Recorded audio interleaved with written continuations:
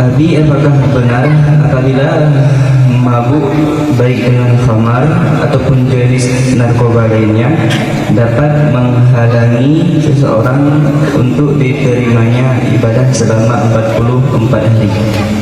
Kemudian pertanyaan berikutnya, bagaimana hukum melakukan transaksi wakaf ataupun jual beli tanah wakaf secara online, sedangkan di ATM tidak bisa ijab kabul? Pertama, masalah orang yang mabuk hang terima ibadat selama 40 hari. Nyan arti ji nyoganyan galom getaubat.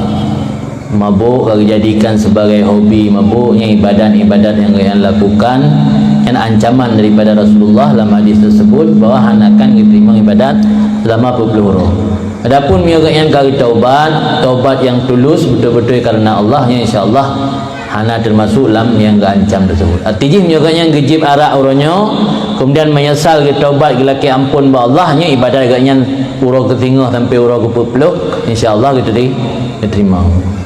Ataupun cara tanda diterima taubat tanya semakin galak dalam berbuat baik, yang tanda diterima taubat.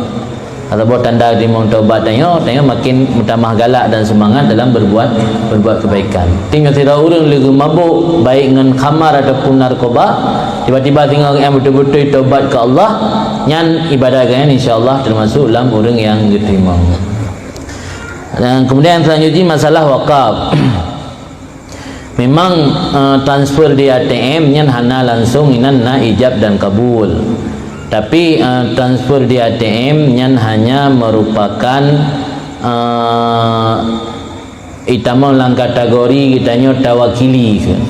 Tawakili bak panitia yang melaksanakan wakaf, tak kirim peng melalui ATM ke rekening pihak panitia yang wakaf, intit bah panitia yang wakafnya yang meniatkan wakaf.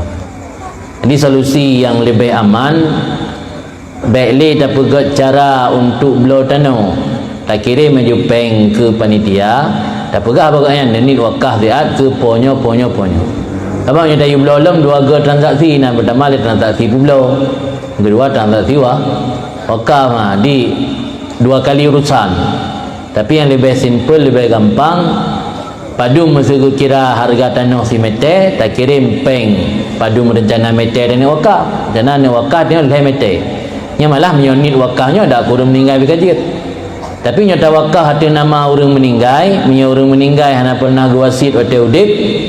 Nya anjir tidaknya orang si meninggal ya ubud dah yang dah meninggal. Hana pernah wasit le orang si batanya. Hana mentang 2 tahun le tahun dah meninggal orang si itu.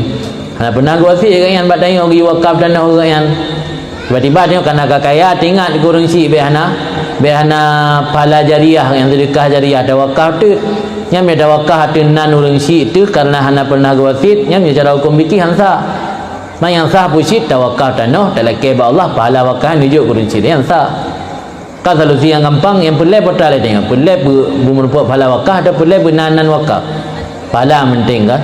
Ini pahala wakaf yang penting. Cara mengat simple, kirim menjupeng ke panitia wakaf, teleponan nyo hai tungku panitia peng kali dong kirim sekian untuk tanah le mete nit wakaf fiat ke nanlung dan ke permolung. Yang cara yang lebih gampang. Bab menyo langsung bab mesin ATM nyan tani wakaf anjir. Mana ni wakaf mesin ATM nyan peng dah kirim nyan pi kan peng yang truk gede ke pot tanah. Kirim peng dia hidup. Kita mempeng dia kirim lang mesin ATM itu tarik le urang malang apa ni peng yang dah kirim dayang apa yang ilm. Jadi nya dalam persoalan fikih nak timbul padum-padum persoalan loban yang gara-gara yang. Maka cara yang lebih mudah dan lebih gampang tak izinkan, mana tawakilkan tak izinkan.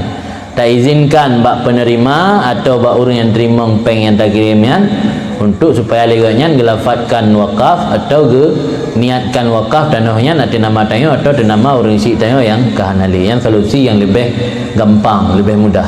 Dah na persoalan-persoalan dalam fikih lagi yang solusi.